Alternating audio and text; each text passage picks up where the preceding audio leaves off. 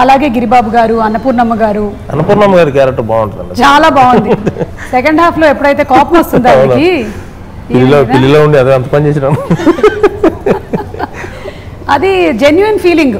ఇంట్లో మనవరాలకి అలా జరిగితే అమ్మమ్మలకి నాన్నమ్మలకి అలాగే ఉంటుంది అనమాట. ఫుడ్ లాక్కున్న దగ్గర కూడా అలా ముందుకు వచ్చి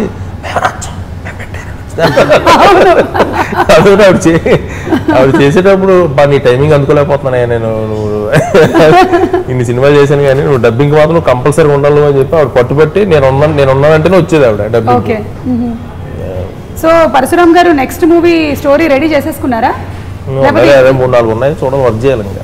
ఓకే, నెక్స్ట్ కూడా ఇలాగే ఒక రొమాన్స్ యాంగిల్ ఉండేది ఉంటుందా లేకపోతే ఏదున్నా అందులో ఇలాంటివి ఉంటాయి, బట్ కదా ఏదున్నా అందులో ఇది ఉంటుందంట. కానీ 10-15 సార్లు అని వింటారు ఈ లవ్ స్టోరీలు నేను చేయలేనబ్బా, ఇంకా ఓ మంచి యాక్షన్ సినిమా చేసేస్తావు, మాస్ యాక్షన్ సినిమా, ఈ కష్టాలు నేను పడలేనబ్బా.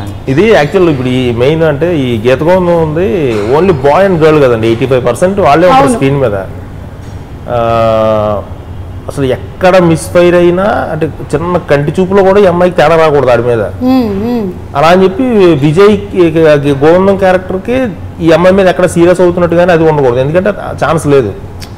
సో మాకేంటంటే ఒక ఆల్మోస్ట్ ఈ డేట్ లిస్ట్ వల్ల అట్ల వల్ల ఒక 13 months షూట్ చేసాం. ఇది షూటింగ్ డేస్ అయితే 17 70 రోజులే చేసాం. బట్ ఏంటంటే అది మెయింటైన్ చేసి మళ్ళీ ఇలా మూడ్లోకి తీసుకెళ్ళి మాకన్నా అన్ని ఏంటంటే 2 days 3 days 1.5 day ఇలా ఉండే వర్కింగ్ డేస్ అన్ని. నేను మళ్ళీ దాంట్లోకి వెళ్ళి మళ్ళీ వీళ్ళకి చెప్పి మళ్ళీ అవన్నీ చేసి చాలా కష్టమైన విషయం. సింగిల్ షెడ్యూల్ కాకుండా అంటే ఎంత ఎక్స్ట్రీమ్. ఇప్పుడు ఇంకేం కావాలి సాంగ్ లో ప్రతి దగ్గర ఇంక మిస్అండర్స్టాండ్ చేసుకుంటూ ఉంటుంది ఆ పిల్ల. క్లాస్ రూమ్ లో నీ చుట్టూ అంతమంది కోఎడ్యుకేషన్ అది ఇదని అది నీకు సరిపోయే స్పాట్ చూసి జాబ్ వేయించుకున్నాను అది. అంటే ఎంత ఎక్స్ట్రీమ్ లెవెల్లో ఎవర్షన్ కుర్రాడు. సో వీటి మీదకి ఎలా పాజిటివ్ ఎలా వెళ్తుంది. దానికి తోడు ఆ వీడియో ఒకటి దొరికేసింది అమ్మాయిది, స్టూడెంట్ది.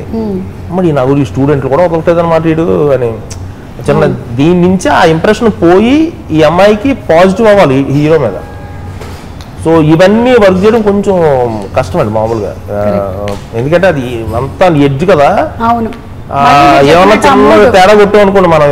అంటే ఇప్పుడు ఈ సినిమాలో ఏంటంటే అండి యాక్చువల్గా నా పాత సినిమాలు ఏంటంటే కొంచెం కాయినింగ్స్ అని అవన్నీ ఇవన్నీ ఉంటుంటాయి డైలాగులు. ఇప్పుడు బేసిక్ అలాంటివి కానీ చెప్తే విజయ్ అనేవాడు అంటే చెప్పేసేవాడు, బట్ సరే ఇదేదో ఫిల్మీగా ఉన్నట్టుంది కొద్దిగా చూడండి అనేవాడు. సో దానివల్ల ఏంటంటే ఈ సినిమాకి నా ముందు సినిమాలకి డైలాగ్స్లో డిఫరెన్స్ ఏంటంటే ఇంకా టూ న్యాచురల్గా వెళ్తుంటాయి అనమాట సినిమాలో. అంటే ఎక్కడ ఓన్లీ అమ్మాయి చెప్పిన దగ్గర తప్పితే, అంటే పరిచయం అయ్యావు, ముద్దు పెట్టావు, అర్థమయ్యావు, కావాలనిపించావు, కాలుతో దండేసావు. సో ఇవే కొన్ని కాయినింగ్స్ ఉంటాయి తప్పితే ఈ సినిమాలో అసలు ఎక్కడ కాయినింగ్ లేదు. ఇప్పుడు ఈ అమ్మాయి రిలీజ్ అయిన సీన్లో కూడా సేమ్ అలానే రాయాల్సి వచ్చింది నేను. సో అందులో ఇప్పుడు ఏంటి పుట్టిన ఆడపిల్లని సరే ఎందుకు అనలేదు మీ అమ్మ మీ నాన్న పెంచలేకనా అని అడుగుతారు కదా.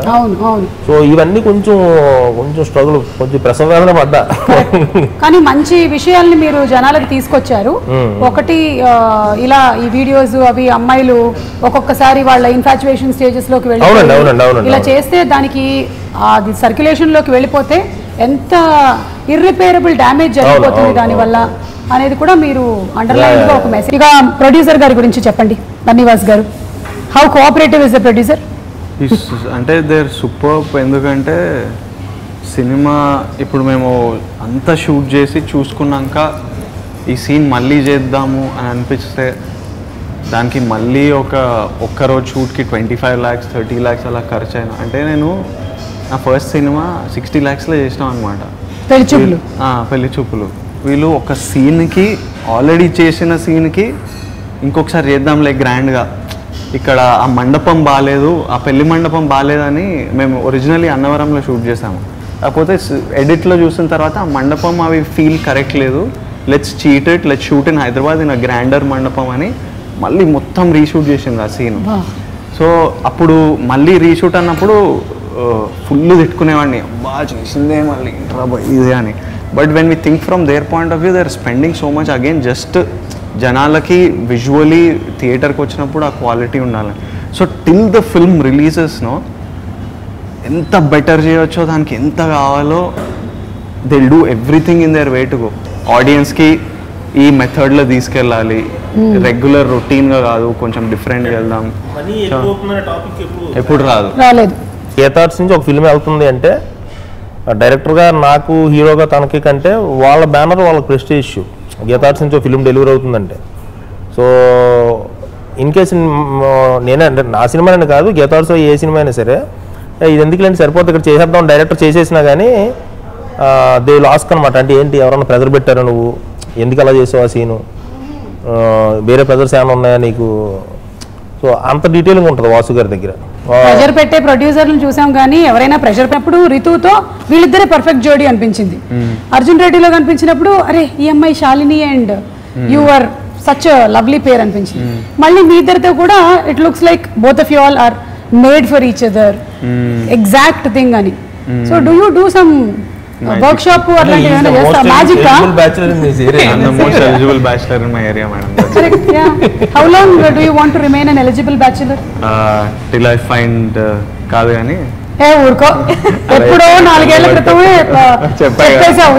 అందుకే అలాంటివి చెప్తే తనులు తింటా కాబట్టి ఇంకో 3-4 ఇయర్స్ ఒక 3-4 ఇయర్స్లో మీరు చెప్పండి ఏజ్ కరెక్ట్ పెళ్లి చేసుకోవడానికి. మీరు చేసుకున్నారా? మీరు చాలా చాలా యంగ్. నాది బాల్య వివాహం. అవునా?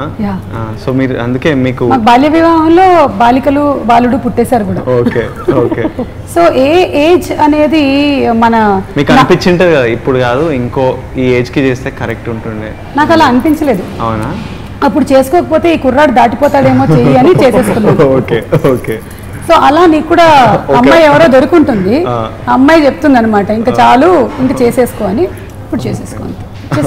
It just happens. కళ్యాణం వచ్చినా ఆగదంట. ఏంటండి వీడియో నచ్చిందా? అయితే ఓ లైక్ వేసుకోండి, లేదంటే ఓ కామెంట్ చేయండి. ఎప్పటికప్పుడు మా వీడియోస్ చూడాలంటే సబ్స్క్రైబ్ చేసుకోండి.